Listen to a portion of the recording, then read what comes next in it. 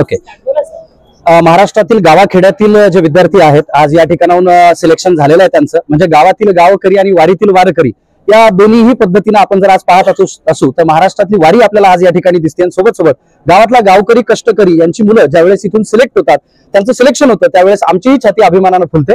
सारथी education परिवारातर्फे आजपर्यंत म्हणजे या जानेवारी पासून सुमारे 1,500 विद्यार्थ्यांचं सिलेक्शन झालेलं आहे.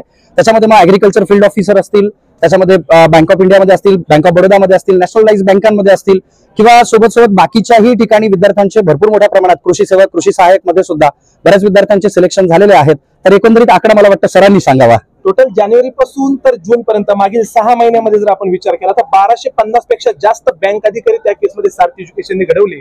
त्यामध्ये ज्या 11 नॅशनलाइज बँका असतात, Punjab national bank, bank of Baroda, bank of India, Indian bank वगैरे, त्या 11 नॅशनलाइज बँकांमध्ये 70 पेक्षा जास्त प्रोबेशनरी ऑफिसर, 285 पेक्षा जास्त ऑफिस असिस्टंट, सोबत सोबत 150 पेक्षा जास्त ऍग्रिकल्चर फील्ड ऑफिसर, तसेच ग्रामीण बँकांमध्ये पण 200 पेक्षा जास्त ऑफिसर सारथी एज्युकेशनने घडवलेले. रिसेंटली आलेली स्टेट बँक ऑफ इंडियाची सगळ्यात मोठी ऍडव्हर्टाइजमेंट मध्ये 360 पेक्षा जास्त असिस्टंट टीम सारथीने घडवले. हे महाराष्ट्रातील टोटल सिलेक्शनच्या जवळपास 40% आकडा हा दरवर्षी सारथी एज्युकेशन मधून सिलेक्ट होतो. आणि ह्या वर्षी आमचं टार्गेट तब्बल 2000 सिलेक्शन करण्याचं आहे. त्यातलं अराउंड 1250 प्लस सिलेक्शन आम्ही अचीव्ह केले.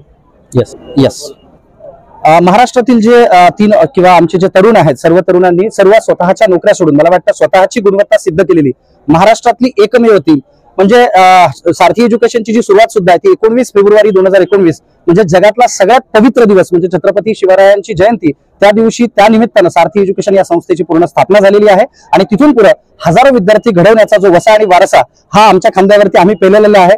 आम्हाला फक्त एकच गोष्ट वाटतं की महाराष्ट्रातील मराठी मुलं ही जास्तीत जास्त बँकांमध्ये सेंट्रल गव्हर्नमेंटच्या वेगवेगळ्या पदांवरती सिलेक्ट व्हावीत आणि महाराष्ट्राचा जो झेंडा आहे तो जसा यापूर्वी अटके पार पडला होता गेला होता त्याच पद्धतीने पुन्हा एकदा तो अटके पार जावा. धन्यवाद. माझं नाव ज्ञानदेव वराडे. सारथी एज्युकेशनच्या माध्यमातून विद्यार्थी या निमित्तानं विद्यार्थ्यांसाठी काय संदेश द्याल? ऍक्च्युली विद्यार्थ्यांचं हे यश जे हे त्यांच्या मेहनतीचं यश मी असे म्हणेन. आम्ही एक सारथी म्हणून जसं श्रीकृष्णाने अर्जुनाला गाईड केलं होतं एक सारथी म्हणून, आणि अर्जुनाने जी महाभारताची लढाई जिंकली तशा पद्धतीने आम्ही आमच्या विद्यार्थ्यांना एक सारथी म्हणून गाईड करतो, जेणेकरून त्यांनी त्यांच्या आयुष्याची लढाई जिंकावी आणि त्यांनी त्यांच्या आयुष्यामध्ये यशस्वी व्हावं.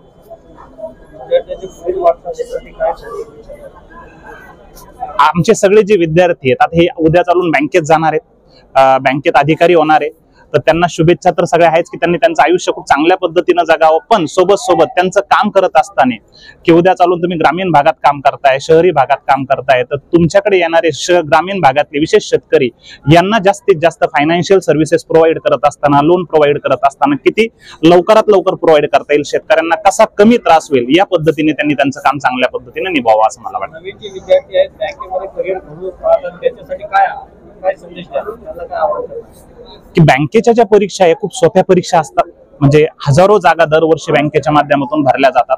तर मी त्या सर्वांना अशी विनंती करेन की ज्या ज्या लोकांना तयारी करायची त्या लोकांनी आजपासून ग्रॅज्युएशन चालू असताना पासून तयारीची सुरुवात केली पाहिजे. ज्ञानदेव वराडे. सर्वात प्रथम सारथी एज्युकेशनचे मी आभार मानतो.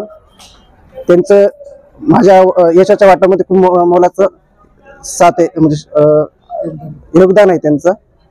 आणि मी 2022 औरंगाबाद येथे आलो होतो, सारथी एज्युकेशनला भेट दिली आणि तिथून 2022ला मी 6 महिन्याची बॅच पूर्ण केल्यानंतर स्वतः अभ्यास केला व या 2024च्या एक्झाम मध्ये सेंट्रल बँक ऑफ इंडिया मध्ये क्लर्क आणि महाराष्ट्र ग्रामीण बँकेत येथे क्लर्क या पदावर सिलेक्शन झाले माझं. नवीन विद्यार्थी जे बँकिंग क्षेत्रामध्ये करिअर करू शकतात त्यांना तुम्ही काय सांगाल? काय म्हणजे जेव्हा आपण ग्रॅज्युएशन कंप्लीट करतो आपल्याला योग्य डिसिजन घेणं गरजेचं आहे, नेमकी आपल्याला कोणत्या क्षेत्रात जायचं आहे. जसं काही एमपीसी, यूपीसी, बँकिंग अनेक क्षेत्र आहेत. त्याच्यानंतर आपण बँकिंग असेल तर नक्कीच आपण सारथी एज्युकेशनचा क्लास जॉईन करावा आणि तिथे आपले नक्कीच चांगले मार्गदर्शन करण्यात येतील. तुम्हाला सारथी एज्युकेशन कशी माहिती मिळाली? 2021 मध्ये माझ्या मित्राचं सिलेक्शन झालं होतं, म्हणजे जो माझा क्लासमेट होता त्यांनी त्याचं पंजाब नॅशनल बँकेमध्ये एफ पदावर सिलेक्शन झालं होतं. त्यांनी मला याची माहिती दिली होती बँकिंगची, आणि सारथीची पण त्यांनीच माहिती दिली होती. तुमचं नाव? ईश्वर हरिचंद्र बागुल. त्याचं म्हणजे इच्छा होती बँकिंग क्षेत्राकडे वळायचं, आणि बँकिंग क्षेत्राकडे अभ्यास त्याने चांगला केला, आणि चांगल्या मार्काने तो Central Bank of India, Maharashtra Gramin Bank, IDBI Bank, State Bank असं 4 बँकांमध्ये त्याचं सिलेक्शन झालं. त्याबद्दल आम्ही समाधानी आहेत. काय आनंद वाटतो तुम्हाला? हो हो. काय आनंद वाटतो? कळवण, नाशिक कळवण. नाशिक जिल्ह्याच्या तुमचं नाव सांगा सर. हरिश्चंद्र वामन बागुल. जिजा हरिचंद्र बागुल. देशाबद्दल आपल्याला महिला म्हणजे आई म्हणून कसं आज तुम्ही पाहता? आईची एकच इच्छा असते, आपल्या पोरांनी लहानचे मोठं व्हावं, त्यांच्या पायावर उभं राहावं, त्यांच्या पुढची हालचाल ही पुढे भविष्यात चांगली व्हावं, हीच आईची खूप खूप देवाजवळ हीच रोजच्या रोज प्रार्थना असते. हे संपादन केलं आहे, त्याच्यामुळे आम्ही खूप समाधानी आहोत. हे मामा आहेत.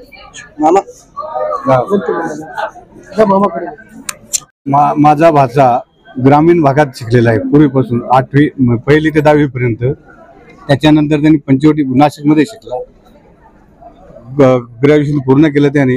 नंतर त्याला त्याच्या मित्राने सारथी क्लास असा औरंगाबादमध्ये आहे, त्याने ते औरंगाबादला क्लास जॉईन केला. आणि जॉईन केल्यानंतर 3 वर्ष त्यांनी अभ्यास केला पूर्णतः. त्याच्यानंतर या सेंट्रल बँक ऑफ इंडियामध्ये सिलेक्शन झालं त्याचं. त्याच्यामुळे मी त्याचे पण आभार मानतो, आणि त्याच्या आईवडिलांचे खूप खूप आभार आहे.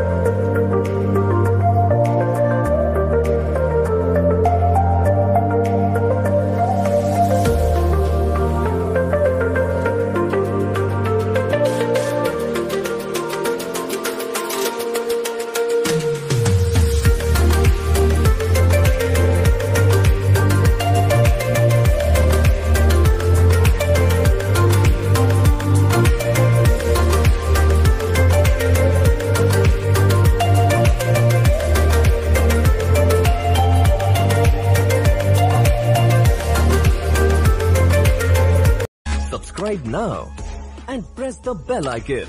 Never miss an update.